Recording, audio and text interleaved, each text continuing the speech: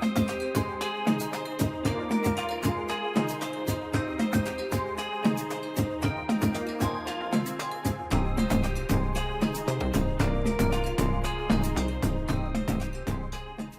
following is an interview I had with Jamaican and Canadian author SADE SMITH, author of the book Granny's Kitchen. Greetings, listenership. This is TLC, Tropical Literature Creatives, the podcast where we interview authors of Caribbean heritage about themselves and their literary works. Today we have with us the ever sage SADE SMITH, author of the book Granny's Kitchen. SADE, welcome to Tropical Literature Creatives. Hello, and thank you so much for having me. Oh, Shadi, which country are you associated with in the Caribbean? I am associated with Jamaica. Ah, okay. So my background is Indian, yes. Ah, okay. What we usually ask persons on the program is if it is I were to visit Jamaica or anyone listening, what would you recommend that we try, whether it's a food or a place, if it is that we were to visit Jamaica? If you were to visit Jamaica, I would definitely suggest you visit Dunn's River Falls. Which is like a really waterfall that you can climb up, and it's spectacular. It's beautiful. And I would also suggest you try, of course, some jerk chicken. Okay. Particularly from the drum, because when it's made in the drum, it's so much better than if you make it and over here in Canada, it's like we make it, have to make it in the oven, which doesn't do it any justice. But if you get it from the drum, and I'm pretty sure that's that's icing on the cake. So some jerk chicken, yes. Yeah, I'm trusting. Definitely. I've never had jerk chicken like that, so I mean that's one of the things I could probably look forward to should I visit Jamaica. Yeah. They usually have people selling them on the side of the road. Those are the best ones. Yeah. Okay. Makes note. All right, so as you've spoken a bit about Jamaica, tell us a little bit about yourself. So I am a children's book author, and so far I have Granny's Kitchen that came out in July of 2022, and then I have Julie and the Men, which is coming out in August of this year, 2023. So just I have the two books so far. I am also a design technologist, so I practice interior design and architectural technology. Okay. So that's, so that's pretty much what I do when I'm not writing. That's about it. Just curious, in terms of being like a design technologist, have any of these skills that you've learned where your profession is concerned, have they translated towards your writing? Yeah, in a sense, because whenever you write a book, you do have to do it in a certain sequence, which kind of is the same with design. So design, there's different sequences that you have to do design in. So, you have like different sections. You do this, you do that, you do this, you do that. Same thing with writing a book. So they're pretty similar. You kind of have to do it in like a story format when I'm designing. So, yeah. Okay. They do kind of each other. Okay. I mean, tell us a little bit about Granny's Kitchen. Not too much because, like I tell everyone, we still have to go and buy the book, but enough, to just, whet our appetite, so we'd be eager to go and buy it. Yeah. So Granny's Kitchen is about a little girl named Shelly Ann who lives in Jamaica with her grandmother, and she asks her grandmother for something to eat. So her grandmother tells her, you better can cook, and she teaches her how to make Jamaican food. Okay. I mean, I'm just curious. I mean, I went through the book and I thought it was, obviously, like persons going through the book, they would think that it's interesting. One of the things that blew me away was the artwork. Again, you have to see it for yourselves, folks. Go buy the book to see the artwork. But, the artwork was really great. And was there any kind of inspiration that you used in the terms of the characters, etc.? Was Shelley based on yourself or someone you know? Well, the illustrator is Ken Daly, and he's phenomenal. He does like a lot of paintings and things like that. So he was able to capture like the vibrancy and like the beauty of Jamaica well in this, while illustrating this book. It was done so beautifully. He actually just came out with the characters. He basically showed me like some examples, like, hey, what do you think of this? And honestly, the first set that he sent me, I was like, you know what, this is exactly how I envisioned the characters to be. He got it like right on. He got it spot on the very first try. I didn't even have to send back, change. Mm-hmm, He mm-hmm. said he took the assignment to Yeah, so yeah. Mm-hmm. and he just basically based the characters on, typical little Jamaican girls. They have the braids and the beads and Mm-hmm, mm-hmm. things like that. So he wanted little girls, especially like little Jamaican girls, to be able to see themselves in a book, and he Yes. drew the character exactly how they look, right? So Mm-hmm. they would be able to see themselves in the book. So Okay. And I felt that when I went through it. And in terms of putting the book together, how long did it take you to get it done? Was like from idea to actual printed copy? It took about 18 months or so, Mm-hmm. especially because of COVID. There was like a bit of a standstill in publishing for a bit. Mm-hmm. Mm-hmm. So we had to, there was a little bit of a delay. But it took about 18 months because you have to get all the illustrations done, Mm-hmm. and all the Mm-hmm. edits, and everything has to, basically come together perfectly. So altogether, about 18 months. You also have to factor in printing time, which is another bit of a delay as well. Mm-hmm. Mm-hmm. So it took about 18 months for it to go from beginning to end. Okay. I mean, in terms of the printing, did you go to like a print company, or is the book self-published? No, the book is actually published by Bible and Friends, which is an imprint of Matt Kids of Macmillan. Okay. Macmillan Publishers. So they're the ones who gets all the printing and everything done. How come you choose that method as opposed to self-publishing? You know what? I actually used to self-publish, Mm-hmm. and it does become very costly. That's a huge thing about self-publishing. It is very costly. So whenever I am now traditionally published, it doesn't cost me anything. It's the publisher that pays for literally everything to be done with the book. So it's different, but it has its pros and cons for either way, self-publishing and traditional publishing. Okay. In terms of a publishing experience, was it seamless? Because that's a question I ask a lot of authors, because some persons have very seamless experiences while others, aren't so seamless. Was your publishing experience a case it being seamless? For mine, yes, it was very seamless, because I have a really good agent, and the publisher is also really great. So they, kind of take the reins. They didn't really restrict me or limit me in things that I wanted to do. Mm-hmm, With the mm-hmm. book, they kind of said, you know what, if that's the way that you want to do it, let's do it that way. Mm-hmm. And they gave me that freedom, which I really appreciated, because a lot of publishers don't really do that. Wow. But it allowed me to take the reins on this one. So it was pretty seamless. We they just go, back and forth with the illustrations, and they send things back. If I wanted something to be changed, like, oh, can you change your shoe color to yellow instead of purple? They were able to just relay that information, and then the illustrator would just change it to the color that I requested.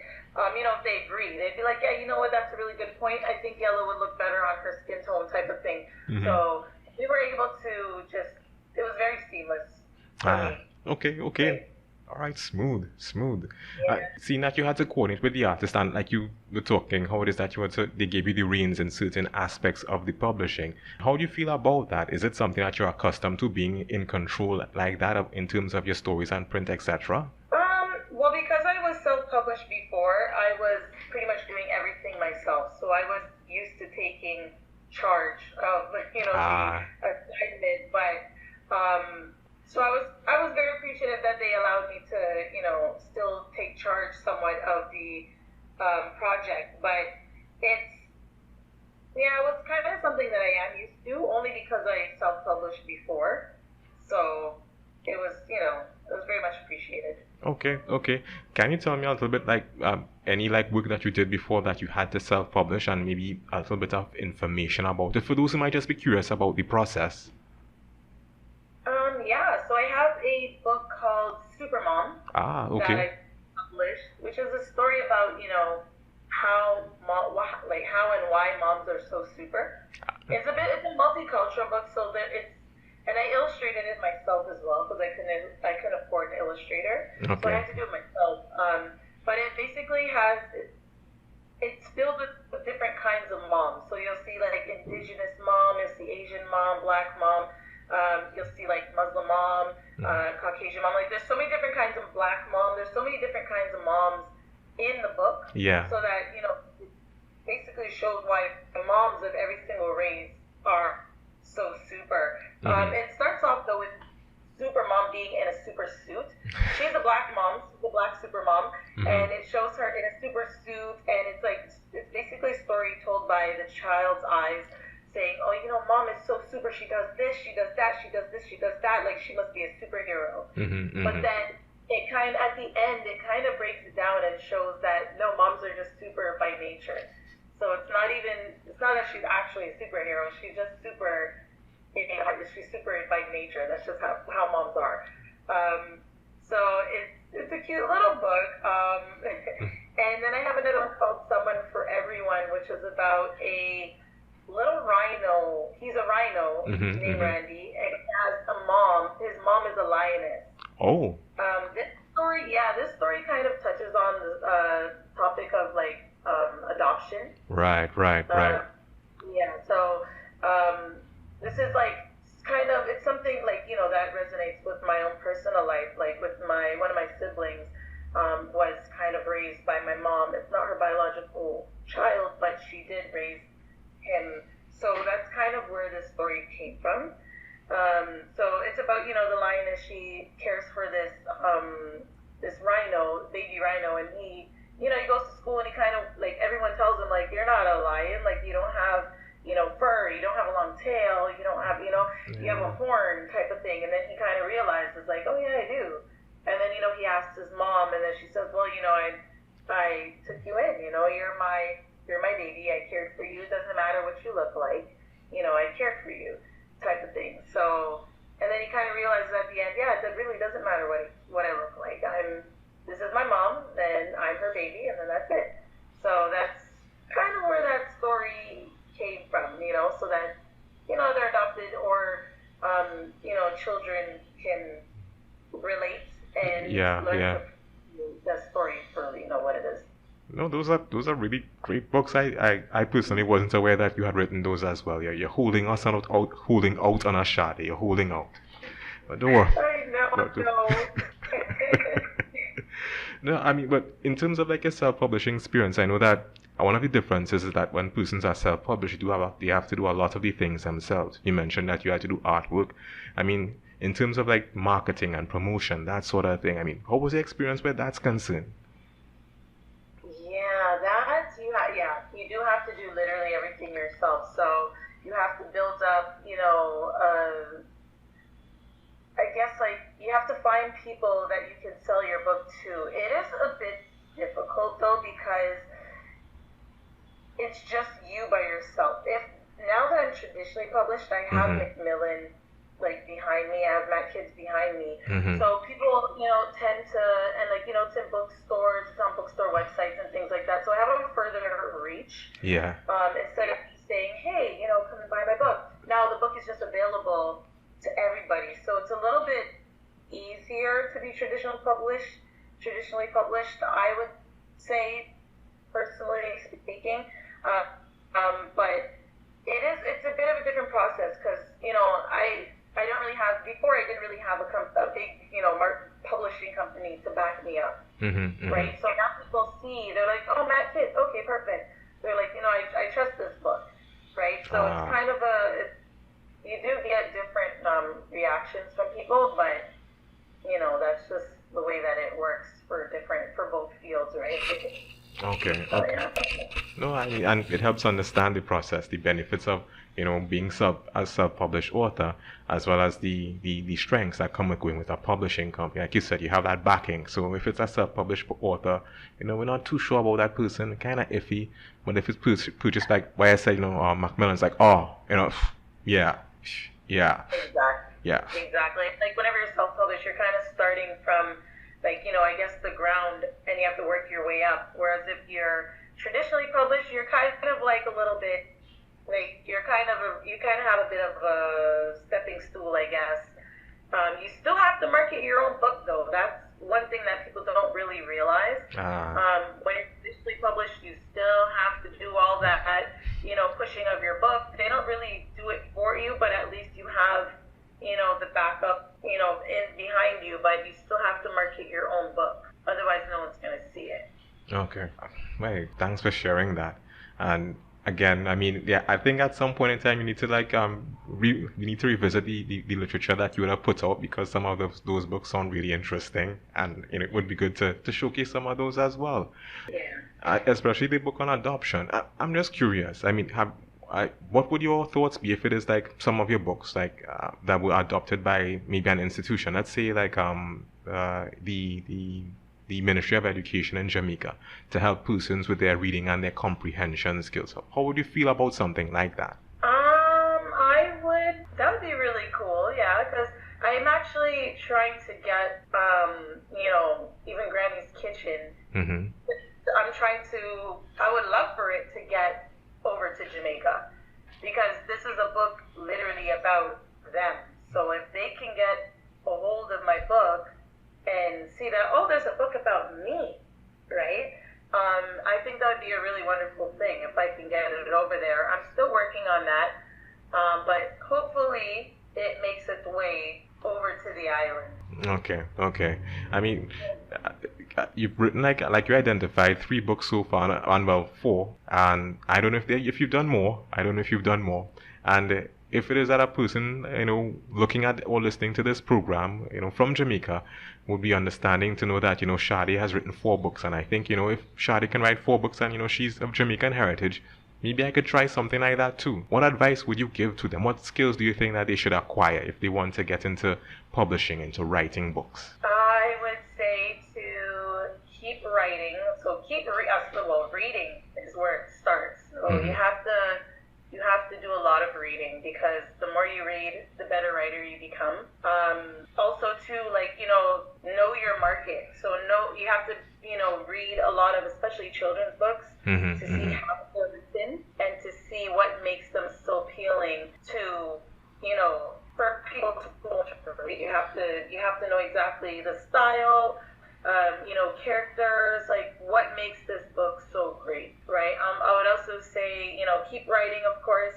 The more you write, the better you become at it. Mm-hmm. Also to, find an agent, because an agent is the one that finds you all the book deals, right? They're the ones who get you published. They're the ones who find you, deals, the book deals. They get you advances.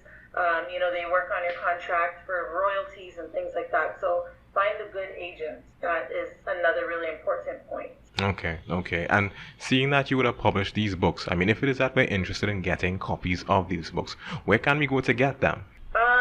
So these books are available on major bookstore websites. So I know in the U.S. it's Barnes and Noble. Mm-hmm. In Canada we have our equivalent to Barnes and Noble is called Indigo.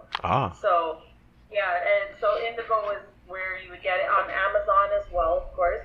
And independent bookstores have copies as well. Mm-hmm. So Mm-hmm. mostly you see it in independent bookstores. And pretty much anywhere books are sold, you can find the books. Okay. I mean, so as you've authored 4 books so far, I mean, what's next for Sade? I'm actually working on a few projects right now. So I have a few books that I'm trying to get published. Mm-hmm. Hopefully I can have one for 2024. If not, it will most likely be 2025, but I'm trying to get it for 2024. Okay, I mean, any kind of teaser, children's books, anything at all for us to look forward to, or anything like that? Well, they haven't been acquired yet, so I don't know which one will get picked up first. Mm-hmm. But there's a few of them that are being pitched that hopefully one of those gets picked up out of the list that are being pitched. Okay. Yeah. So far I don't have any updates, unfortunately, because it's still in the works. But once I do hear about, once I get an offer on a book, a publishing company says, oh yes, we want this one, then that's whenever it's made, to be public knowledge. Then I'd be able to share it with people. But yeah, I don't know which one yet.